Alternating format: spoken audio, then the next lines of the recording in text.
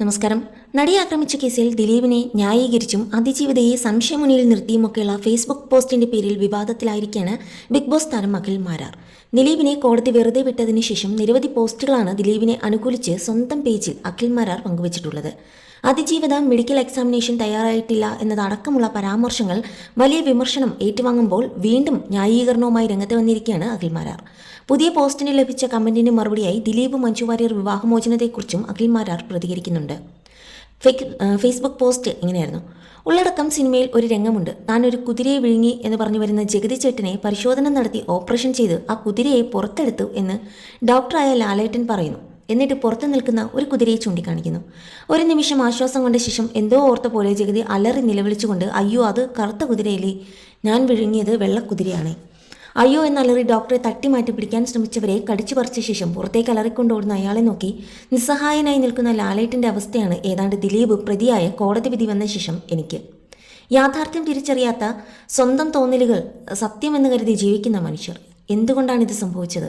കുട്ടിക്കാലം മുതൽ സത്യം പറഞ്ഞു പഠിപ്പിക്കാതെ വൈകാരികമായി ഒരുവനെ തളച്ചു ശീലിച്ച ജനതയാണ് നമ്മൾ. കുട്ടി ഒരു തെറ്റ് ചെയ്താൽ അത് നിർത്താൻ വേണ്ടി അയ്യോ അങ്ങനെ ചെയ്യില്ലേ, അങ്ങനെ ചെയ്താൽ കുഞ്ഞിൻ്റെ അമ്മ മരിച്ചു പോകും എന്നൊരു കാച്ചുകാച്ചും. അമ്മയുടെ സ്നേഹമുള്ള കുഞ്ഞ് അത് ചെയ്യില്ല. ഏതാണ്ട് സമാനമായ എന്തെങ്കിലും കണ്ട് ഭയപ്പെട്ടാൽ ചരട് ജപിച്ചു കിട്ടും. കെട്ടിക്കൊടുക്കുമ്പോൾ അമ്മ പറയുമ്പോൾ പേടിക്കേണ്ട, ഇനി ആരും പേടിപ്പിക്കില്ല. ചരട് ഭയത്തെ ഒഴിവാക്കില്ല, പക്ഷെ അമ്മ നൽകുന്ന ധൈര്യം അവനെ ഭയത്തിൽ നിന്നും രക്ഷിക്കും. ഇതേ തന്ത്രമാണ് മാധ്യമങ്ങൾ സൃഷ്ടിക്കുന്നത്. ചിന്തിക്കാൻ ബോധമില്ലാത്ത ഒരു ജനതയെ വികാരം ഇളക്കിവിട്ട് ഭ്രാന്തന്മാരാക്കും എന്നാണ് അഖിൽ മാരാർ പറയുന്നത്. മാധ്യമങ്ങൾ മാത്രമല്ല, മതസംഘടനകളും രാഷ്ട്രീയ സംഘടനകളും എല്ലാം നിലനിൽപ്പിന് വേണ്ടി ഇത് ചെയ്യും. മരണവീട്ടിൽ മാധ്യമങ്ങൾ കാണിക്കുന്നത് നിങ്ങൾ കണ്ടിട്ടുള്ളതാണല്ലോ. അർജുൻ്റെ മരണം ഏതൊക്കെ രീതിയിൽ വികാരം ഇളക്കിവിറ്റി കാശാക്കിയതാണ് നിങ്ങൾക്ക് ഓർമ്മയുണ്ടല്ലോ. പാവപ്പെട്ടവരുടെ ദയനീയത മാർക്കറ്റ് ചെയ്ത് നന്മമരം കളിക്കുന്ന ബിസിനസ്സുകാർ യഥാർത്ഥത്തിൽ അവന് നികുതി കൊടുക്കേണ്ട തുക ചാരിറ്റി ഇനത്തിൽ നേരിട്ട് ചെയ്ത് സ്വയം മാർക്കറ്റ് ചെയ്യുകയാണ്. ചിന്തിക്കാൻ ബോധമില്ലാത്തവർ നൽകുന്ന കൈയടിയാണ് അവരുടെ നിലനിൽപ്പ്.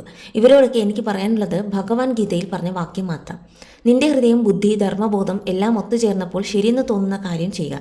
എൻ്റെ വാക്ക് കേട്ടതുകൊണ്ട് മാത്രം ചെയ്യേണ്ട. ബോധത്തിലൂടെ തീരും വിധം തീരുമാനമെടുക്കുക. മറ്റുള്ളവരുടെ കയ്യിലെ പാവകളാവാതെ തലച്ചോറ് ഉപയോഗിക്കുക. ചിന്തിച്ച് ശരികളെ കണ്ടെത്തൂ. സത്യത്തെക്കുറിച്ചുള്ള അന്വേഷണമാണ് ശാസ്ത്രം. ഞാൻ എൻ്റെ ചിന്തകൾ പങ്കുവയ്ക്കുന്നു, നിങ്ങൾക്ക് നിങ്ങളുടെ ബോധ്യം മാത്രം.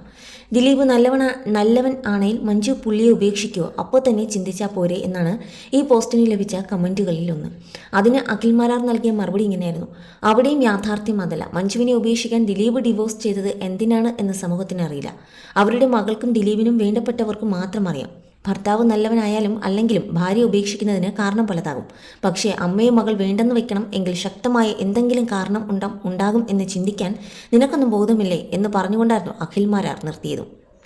ദിലീപ് കുറ്റവിമുക്തനായതോടുകൂടി ദിലീപിനെ ഏറെ അനുകൂലിച്ചുകൊണ്ടും വിമർശനങ്ങൾ നേരിടേണ്ടി വരുന്ന ഒരു ആൾ കൂടിയാണ് അഖിൽ മാരാർ. കഴിഞ്ഞ കുറച്ച് ദിവസങ്ങളായി നമ്മൾ കണ്ടുകൊണ്ടിരിക്കുകയാണ്. അതിജീവിതയെ അതിക്രമിച്ചും അതുപോലെ ദിലീപിനെ ഏറ്റവും കൂടുതലായി അനുകൂലിച്ചുമൊക്കെ മുന്നിൽ വന്ന ഒരാൾ തന്നെയാണ്.